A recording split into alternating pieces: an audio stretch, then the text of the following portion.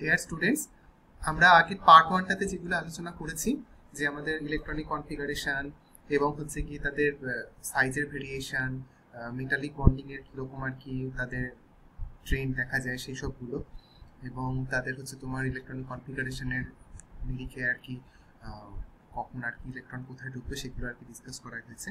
এবার আজকে যে এই পরবর্তী যে স্লাইডটা, এখানে আমরা হচ্ছে কি তাদের অ্যাবান্ড্যান্স এবং তাদের সেপারেশন কিভাবে করা হয় এইসবগুলো নিয়ে এবং আরো আনুষঙ্গিক কিছু টপিক নিয়ে আলোচনা করব। ঠিক আছে, তো দেখো এবার আগের স্লাইডটা তো আমরা ল্যান্থনাইট কন্ট্রাকশন কি সেগুলো আমরা দেখেছি। এবার এইখানে আমরা যেটা পড়বো যে এই কনসিকুয়েন্স অফ ল্যান্থনাইট কন্ট্রাকশন, মানে হচ্ছে কি ল্যান্থনাইট কন্ট্রাকশনের জন্য আর কি কি কি হতে পারে।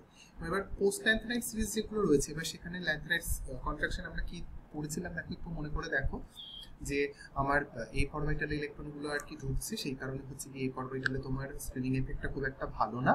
As a consequence of that কি হচ্ছে যে আমার সাইজটা গ্র্যাজুয়ালি কমছে। এবারে দেখো একটা জিনিস, একটা নর্মাল দেখো, আমরা যখন কোনো একটা গ্রুপ বরাবর যদি উপর থেকে নিচে নামি, মানে যদি আমরা কোনো একটা কনজিনার্সের ক্ষেত্রে যদি আমরা দেখি, তাহলে আমরা কি দেখতে পাবো যে হচ্ছে একটা গ্রুপ বরাবর যদি আমরা উপর থেকে নিচে নামি, তাহলে কি হচ্ছে যে আমার সাইজ আস্তে আস্তে ডিক্রিজ করতে মানে ইনক্রিজ করতে থাকে, তাই না? ধরো একটা অ্যাটম ছিল, একটা অ্যাটম ধরো sodium, potassium, rubidium, caesium, francium যেমন ছিল আর কি, আস্তে আস্তে সাইজ আমার ইনক্রিজ করছে। এবার আমার পোস্ট ল্যান্থনাইট সিরিজ যেগুলো আর কি থাকছে, সেখানেও আমার অনুরূপভাবে সাইজগুলো ইনক্রিজ করার কথা, কিন্তু এই মাঝখানে হচ্ছে কি আমার ল্যান্থনাইটস গুলো ঢুকে যাওয়ার জন্য এবং তাদের সেই এ অরবিটালের কারসাজি হওয়ার জন্য, তার মানে কি হচ্ছে এ অরবিটালের স্ক্রিনিং এফেক্ট কম। এবার স্ক্রিনিং এফেক্ট কম থাকার জন্য কি হচ্ছে আমার সাইজটা বড় হওয়ার কথা ছিল, কিন্তু কি হচ্ছে আমার ভেতরে আমার একটা পজিটিভ চার্জ যে ডেনসিটি ইনক্রিজ করছে, পজিটিভ চার্জের ডেনসিটি ইনক্রিজ করার জন্য এ আরো বেশি শক্তি প্রয়োগ করে বহিস্থ কক্ষের যে ইলেকট্রনগুলো রয়েছে তাকে নিজের দিকে টানছে। তাহলে তার ফলস্বরূপ কি হচ্ছে আমার সাইজগুলো ছোট হচ্ছে, অর্থাৎ আমার সাইজগুলো বড় হওয়ার কথা ছিল, কিন্তু বড় না হয়ে আমি গ্রুপ বরাবর উপর থেকে নিচে নামবো, দেখবো আমার সাইজ বড় না হয়ে মোটামুটি একই কম্পারেবল সাইজে থাকছে, তাই না? তাহলে সাইজ বড় হওয়ার কথা কি ছিল, সেটা হচ্ছে আমাদের যদি আমরা পিরিয়ডিক টেবিল যখন করেছিলাম তখন দেখো যে আমার প্রিন্সিপাল কোয়ান্টাম নাম্বার একটা করে ইনক্রিজ করছে, সেই কারণে আমার সাইজ বাড়ছে, সেটা আমার নর্মাল ট্রেন্ড ছিল। কিন্তু এক্ষেত্রে কি হচ্ছে দেখো, আমার প্রিন্সিপাল কোয়ান্টাম নাম্বার বাড়ার জন্য আমার সাইজটা বড় হওয়ার কথা ছিল, সেটা তো এক নাম্বার গেল, ঠিক আছে। এবার এই যে আমার পজিটিভ চার্জ যেটা রয়েছে, পজিটিভ চার্জটা থাকার জন্য এবং সেইখানে উইক স্ক্রিনিং এফেক্ট ওলা আমার এ অরবিটাল থাকার জন্য আমার একটা শ্রিঙ্কেজ হচ্ছে। তাহলে দুটোর মানে এ অরবিটালের কন্ট্রিবিউশনের জন্য শ্রিঙ্কেজ এবং প্রিন্সিপাল কোয়ান্টাম নাম্বার হচ্ছে ইনক্রিজ করার জন্য একটা ইনক্রিজ হওয়ার কথা ছিল, দুটো মিলে আমরা ওভারঅল একটা নাল এফেক্ট দেখতে পাবো। অর্থাৎ দেখতে পাবো যে বেশ কিছু অ্যাটম গুলো পিরিয়ডিক টেবিলে যেগুলো আমাদের সাইজ বড় হওয়ার কথা ছিল, সেগুলো বড় না হয়ে দেখবো আমার আস্তে আস্তে শ্রিঙ্ক করছে। তো সেটাই দেখো এখানে লেখা যে in general in a group in a periodic table on moving from top to bottom the size decreases due to the increase of outermost principal quantum number, তাই না? সরি, এটা একটু ভুল হয়েছে, এটা টাইপিং এরর আর কি, আমি পরে ঠিক করে দেবো। Size increases due to the increase of outermost principal quantum number. It is evident that for the s এবং পি ব্লক এলিমেন্টস, তাহলে এস পি ব্লকের ক্ষেত্রে নর্মাল ট্রেন্ড আমার উপর থেকে যত নিচে আসছে, তাহলে আমি দেখবো সাইজ তাহলে আমার ইনক্রিজ করছে। But in the d block elements the congeners of a particular group of the 4D and 5D series are almost comparable in sizes. তার কারণটা কি সেটা আমরা একটু আগে তোমাকে বললাম। তার মানে আমি আরেকবার একটু সাম আপ করে দিই ব্যাপারটা কি হলো।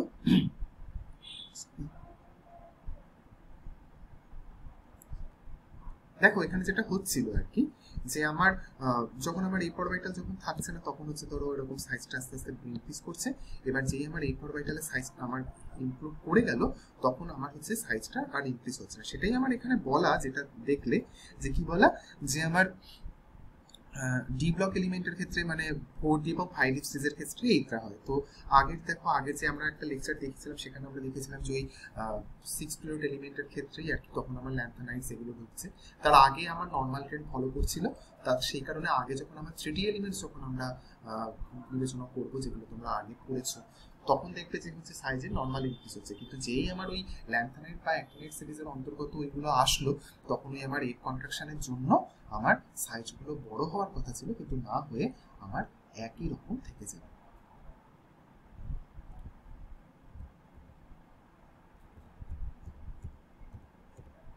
সেটাই বলা আছে। এবার দেখো chemical similarity between 4D and 5D কনজিনার্স। এবার দেখো সাইজের সাথে সাথে কিন্তু আমাদের হচ্ছে নানা রকম ফিজিক্যাল এবং কেমিক্যাল প্রপার্টি হচ্ছে কি তুলনামূলক, মানে আমার যখন যেমন সাইজ হবে সেই অনুযায়ী হচ্ছে কি আমার কেন্দ্রকের সাথে বা নিউক্লিয়াসের সাথে আমার বহিস্থ কক্ষের ইলেকট্রনের মধ্যে একটা আকর্ষণ বল আর কি ক্রিয়া করবে। এবার ইলেকট্রন আসক্তি বা ইলেকট্রন অ্যাফিনিটিও সেই একই ব্যাপার, যে আমার ডিস্টেন্স কতটা থাকছে নিউক্লিয়াসের থেকে সেই অনুযায়ী আমার ইলেকট্রন অ্যাফিনিটি হবে, সেই অনুযায়ী আমার নানা রকম রিডাকশন প্রপার্টি, অক্সিডেশন প্রপার্টি এগুলো আর কি ফলো আপ হবে। এবার আমার 4D এবং 5D সিরিজের এই ল্যান্থানাইট কন্ট্রাকশনের জন্য বা এই অরবিটালের উপস্থিতি হওয়ার জন্য আমার সাইজ যেহেতু কম্পারেবল হচ্ছে, সেই কারণে দেখবে বেশিরভাগ প্রপার্টি যেমন ধরো ইলেকট্রোনেগেটিভিটি বলো বা আয়োনাইজেশন পোটেনশিয়াল বলো বা ইলেকট্রন অ্যাফিনিটি বলো, সেগুলো দেখবে মোর অলওয়েজ সবারটা সেম থাকবে। তো সেটাই এখানে লেখা যে because of the lanthanide contraction and relativistic effect 5D members are almost having the same sizes as their respective congeners in the 4D series. The chemical and physical properties are largely governed by the parameters charge to radius ratio. তাহলে charge তো আমার সেমই থাকছে এবং রেডিয়াসটা দেখো, রেডিয়াসটা আমার এই হচ্ছে কি এই ল্যান্থানাইট কন্ট্রাকশনের জন্য সেম হয়ে যাচ্ছে। তাহলে কি হচ্ছে, সেই কারণেই আমার এই যে প্যারামিটারগুলো অলমোস্ট আইডেন্টিক্যাল, এবং as a consequence of that যে আমার পেয়ারগুলো জেড আর এবং এইচ এ নাইবিয়াম ট্যান্টালাম এগুলো এটসেট্রা এগুলোর হচ্ছে গিয়ে আমাদের একই রকম প্রপার্টি দেখা যাবে, এবং ফলস্বরূপ যেহেতু একই রকম প্রপার্টি তাদেরকে ইজিলি ডিস্টিংগুইশ করা যাবে না বা তাদেরকে কেমিক্যালি সেপারেট করাও আর কি খুব একটা সহজ নয় আর কি। আরো কিছু টপিক নিয়ে আমরা আলোচনা করবো, যে এফেক্ট অফ ল্যান্থানাইট কন্ট্রাকশন, যে high density of the post lanthanides. High density কারণটা বুঝতেই পারছো, যে আমার কেন্দ্রকে হচ্ছে কি নিউক্লিয়ন্সের সংখ্যা বাড়ছে কিন্তু আমার হচ্ছে সাইজ বাড়ছে না, তার মানে একটা ছোট জায়গার মধ্যে থাকছে, নিউক্লিয়নের সংখ্যা বাড়ছে, সেই কারণে আমার হচ্ছে কি ডেনসিটি হাই হচ্ছে। এবং নর্মালি হতো কি, যে আমি যদি একটা পিরিয়ড বরাবর যদি বাঁ দিক থেকে ডান দিকে যেতাম, আমার কেন্দ্রকে নিউক্লিয়নের সংখ্যা বা সেন্টারে আমার নিউক্লিয়াসের সংখ্যা আমার বৃদ্ধি পাচ্ছে, সেই সাথে সাথে যেহেতু প্রিন্সিপাল কোয়ান্টাম নাম্বার অ্যাডেড হচ্ছে, সেই কারণে আমার সাইজটাও বৃদ্ধি পাচ্ছে। As a consequence of that আমার ডেনসিটি হচ্ছে কিন্তু খুব বেশি মানে বেশি হচ্ছে না, সেটা মানে হচ্ছে, তবে খুব বেশি হাই ডেনসিটি সেটা হচ্ছে না, নর্মাল রেঞ্জের মধ্যে থাকছে। কিন্তু এক্ষেত্রে যেহেতু আমার নিউক্লিয়নের সংখ্যাও বাড়ছে কিন্তু সাইজ বৃদ্ধি পাচ্ছে না, সেই কারণে আমার ডেনসিটি হাই হচ্ছে। এবং পরবর্তী দেখো পয়েন্টে যেটা লেখা, ইন্ট্রোডাকশন অফ নোবেলিটি এবং দ্য পোস্ট ল্যান্থানাইটস। নোবেলিটি বলতে কি বোঝাচ্ছে, যেহেতু আমার নোবেল গ্যাস বলতে আমরা দেখেছি দেখো সেগুলো ইনার্ট হয় আর কি, সেগুলো বহিস্থ কক্ষ থেকে ইলেকট্রন ছাড়তে চায় না, অর্থাৎ আয়োনাইজেশন পোটেনশিয়াল অনেকটা বেশি হয় বা ইলেকট্রন অ্যাফিনিটি অনেকটা বেশি হয়। তো এই ক্ষেত্রেও আমার তাই দেখো কি হবে, যেহেতু আমার নিউক্লিয়াসের আমার পজিটিভ চার্জের ডেনসিটিটা বেড়ে যাচ্ছে এবং সাইজটা ছোট হয়ে যাচ্ছে, সেই কারণে আয়োনাইজেশন পোটেনশিয়ালটা আমার অনেকটা কিন্তু হচ্ছে গিয়ে মানে বেড়ে যাচ্ছে। তো সেই কারণে এগুলো অলমোস্ট হচ্ছে, এগুলোকে আমরা যদি আমরা ক্যাটায়নিক স্পিসিসে পরিণত করতে চাই সেগুলো করাটা একটু ডিফিকাল্ট হয়ে যাবে, সেই কারণে আমরা বলছি যে এগুলো একটা অনেকটা বিকামস নোবেল, মানে নোবেল গ্যাসের মতো আচরণ আর কি করছে। এবার একই রকম ভাবে অ্যাবনর্মালি হাই ইলেকট্রন এফিনিটিস দেখায়। এবার আমরা তো ল্যান্থানাইট কন্ট্রাকশন এবং তাদের বৈশিষ্ট্য নিয়ে সব আলোচনা করলাম। এবার আমাদের যেটা তোমাদের সিলেবাসের মধ্যে রয়েছে, কোশ্চেন পেপারের কোশ্চেনও দেখেছি 3 নাম্বার বা 4 নাম্বারের কোশ্চেন আসে, যে separation of individual rare earth elements. তো নানা রকম পদ্ধতি রয়েছে। এবার যেটা তোমাদের সিলেবাসের অন্তর্ভুক্ত বা যেটা খুব পপুলার সেটা হচ্ছে কি আয়ন এক্সচেঞ্জ মেথডের মাধ্যমে, ঠিক আছে। তাহলে এরকম কলাম ক্রোমাটোগ্রাফি তো তোমাদের আগে ডিসকাস করা হয়েছে, তোমরা জানো, তাও আমি একটু ছোট্ট করে বলে দিই। তাহলে এখানে হচ্ছে কি, যে কলামের মধ্যে আমরা যেমন সিলিকা প্যাক করা হয় দেখেছিলাম, তো এই ক্ষেত্রে আমাদের কিছু অর্গানিক কম্পাউন্ড প্যাক করা হয় যেখানে আমার SO3H বা CO2H গ্রুপ থাকে আর কি।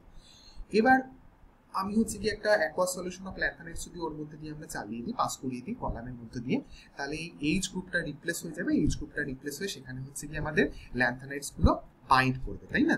তো সেটাই এবার দেখো এখানে লেখা, Das if an solution containing a mixture of tripositive lanthanide ions is allowed to pass down a column packed with the cation exchange resin, মানে যেগুলোতে আমার SO3H বা CO2H গ্রুপগুলো যুক্ত থাকে তাদেরকে ক্যাটায়ন এক্সচেঞ্জ রেজিন বলা হয়। ক্যাটায়ন এক্সচেঞ্জ কারণ আমার H+ টা রিপ্লেসড হয় বাই আমার ল্যান্থানাইটস দিয়ে, ঠিক আছে।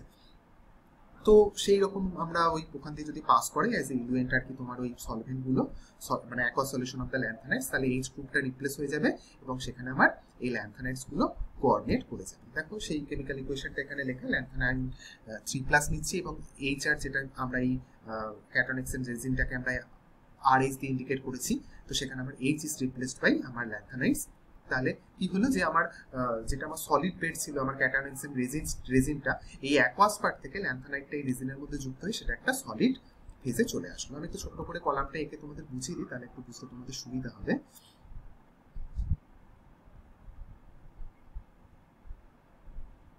মানে কি হচ্ছে দেখো, ধরো এটা আমার একটা কলামের ছবি তো তোমরা জানো মোটামুটি।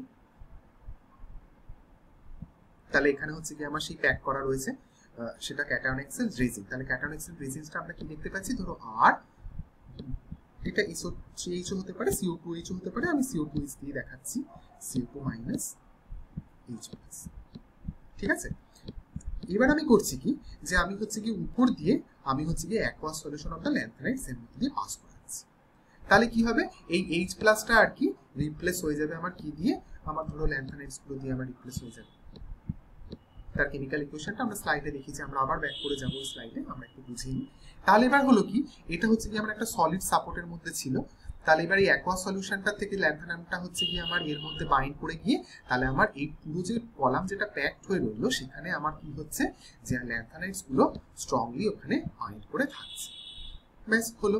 এবার নেক্সট আমাকে করতে হবে কি, এখানে আমি হচ্ছে গিয়ে বাইরে থেকে এবার কোনো একটা পার্টিকুলার সলভেন্ট পাস করিয়ে আমরা এই ল্যান্থানাইডস গুলোকে আলাদা করব। এবার এখানে একটা জিনিস দেখা, সেটা হচ্ছে গিয়ে আমাদের তো ল্যান্থানাইডস এর সাইজ গুলো তো দেখেছিলাম যে হচ্ছে গিয়ে গ্র্যাজুয়ালি বাঁ দিক থেকে গ্রুপ বরাবর ডান দিকে গেলে ডিক্রিজ করে, এবং এক একটা ল্যান্থানাইডস এর সাথে এই যে রেজিন যেটা থাকছে CO2H থাকুক বা SO3H থাকুক, তার বাইন্ডিং অ্যাফিনিটি এক একটার এক এক রকম। কেউ হয়তো কোনো একটা ছোট ক্যাটায়নকে আর কি স্ট্রংলি বাইন্ড করে, কেউ হয়তো একটা বড় ক্যাটায়নকে স্ট্রংলি বাইন্ড করে। তো সেটাই আবার আমরা স্লাইডে ফিরে যাই, তো সেটাই এখানে দেখো লেখা আছে, যেটা thus if a solution containing mixture of tripositive lanthanide ions is allowed to pass down a column packed with the cation exchange resin, মানে যেটা আমি ওখানে দেখিয়েছিলাম RCO2H বা RSO3H whatever, the lutetium plus 3 ions replaces H plus ions of the SO3H or CO2H group of the resin and thus fixed on the resin। তার মানে কি হলো, আমার ওটা সলিড সাপোর্টে রেজিনটা ফিক্সড হয়ে গেল। দেখো সেটাই লেখা যে সলিড হয়ে গেল, এটাই আমার ইম্পর্টেন্ট জিনিস। এবার দেখো এই সাইজের যে ডিফারেন্স রয়েছে, যেটা বললাম সাইজের উপর ডিপেন্ড করে আর কি ওই আমার রেজিনের আর কি বাইন্ডিং অ্যাফিনিটি এক এক রকম হয়। এখানে দেখো যেটা বলা যে লুটেশিয়ামটা লার্জেস্ট ইন সাইজ এবং ল্যান্থানাম প্লাস 3টা হচ্ছে কি স্মলেস্ট ইন সাইজ। তো সেই কারণে হচ্ছে কি যে ওই রেজিনের সাথে হচ্ছে গিয়ে ম্যাক্সিমাম আর কি তোমার বাইন্ড করবে হচ্ছে গিয়ে তোমার La3+, আর লুটেশিয়ামটা হচ্ছে গিয়ে মিনিমাম ফার্নেসের সাথে বাইন্ড করছে। এবার তাহলে কি করতে হবে, আমার তো কলামে বাইন্ড হয়ে গেল, এবার তোমাকে ছাড়াতে হবে। তো সেই কারণে আমি হচ্ছে কি একটা বাফার সলিউশন আর কি ওর মধ্যে দিয়ে পাস করাবো, সেটা হচ্ছে অ্যামোনিয়াম সাইট্রেটের বাফার আর কি পাস করাবো, যার পিএইচ হচ্ছে কি 4 থেকে 7। তার মানে আবার ওখানে আমরা ছবিতে চলে যাই, যে আমরা যে এই কলামের যেটা প্যাক হয়ে রয়েছে সলিড সাপোর্টের মধ্যে আমার ওই এইগুলো ল্যান্থানাইডস গুলো আর কি বাইন্ড হয়ে আছে। এবার বাইরে থেকে আমি যদি একটা বাফার সলিউশন ওই অ্যামোনিয়াম সাইট্রেট বা সাইট্রিক অ্যাসিডের বাফার যদি আমরা পাস করাই, তাহলে আমরা কি দেখবো, যে আমার ওই NH4+, তার মানে অ্যামোনিয়াম সাইট্রেট মানে বুঝতে পারছো সাইট্রেট মাইনাস এবং NH4+ থাকছে, তাহলে NH4+টা আবার CO2 মাইনাসের সাথে স্ট্রংলি বাইন্ড করে বলে এটা কি হয়ে যাচ্ছে আর CO2 মাইনাস NH4+ হয়ে যাচ্ছে, এবং যেটা আমার ল্যান্থানাইডসকেও যেটা আটকে রেখেছিল সেটাকেও ছেড়ে দিচ্ছে। তার মানে আমার তাহলে কি হলো, যে আমার কলাম দিয়ে আমার এই তলা দিয়ে তাহলে কি হয়ে যাবে, যে আমার ল্যান্থানাইডস এর অ্যাকোয়াস সলিউশন সেটা হচ্ছে করতে থাকবে। তাহলে এইভাবে আর কি বাইন্ডিং অ্যাফিনিটির উপর ডিপেন্ড করে আমার ফার্স্টে হচ্ছে গিয়ে আমি ল্যান্থানাইডস এর সবকটাকে আমি ওখানে বাইন্ড করে নিলাম, তারপর সাইট্রিক অ্যাসিড বাফার যখন চালালাম অ্যামোনিয়াম সাইট্রিক অ্যাসিড বাফার এক একটার এক এক রকম বাইন্ডিং অ্যাফিনিটির উপর ডিপেন্ড করে সেই ক্যাটায়ন এক্সচেঞ্জ রেজিনটা ওই রিলিজ করছে তোমার হচ্ছে কি ওই এইগুলোকে ল্যান্থানাইডস গুলোকে, এবং তার ফলস্বরূপ আমরা আলাদা আলাদা করে আর কি সেগুলোকে আইডেন্টিফাই করতে পারছি এবং সেগুলোকে কালেক্ট করে নিতে পারছি। ঠিক আছে, তো সেটাই দেখা যে during the illusion process NH4+ ions of eluting agent replaces Ln+3 ions from the LnR3 and gives Ln+3 ions which reacts with citrate ions to form the Ln citrate complex। তাহলে এইভাবে আমরা এজ এ সাইট্রেট কমপ্লেক্স আমরা আলাদা করে নিতে পারছি। ঠিক আছে, সেটাই বলা যে যার হচ্ছে গিয়ে ভায়োলেট কালার দিয়ে যার বাইন্ডিং অ্যাফিনিটি বেশি ওই রেজিনটার সাথে, সেই হচ্ছে রেজিনকে ছাড়তে চাইবে না, সে তাহলে কলাম যখন করবো পরে আসবে। যার বাইন্ডিং অ্যাফিনিটি কম সে ইজিলি আগে পাস করে চলে আসবে। এইগুলো হচ্ছে তোমাদের রেফারেন্স কিছু রয়েছে, উইকিপিডিয়ার fundamental concepts of inorganic chemistry K দাসের ভলিউম 1 আর কেমিক্যাল সায়েন্স আরিয়ান পাবলিকেশনের কিছু books. And thank you for your kind attention. এটা এখনো শেষ হলো না, আমরা এটাকে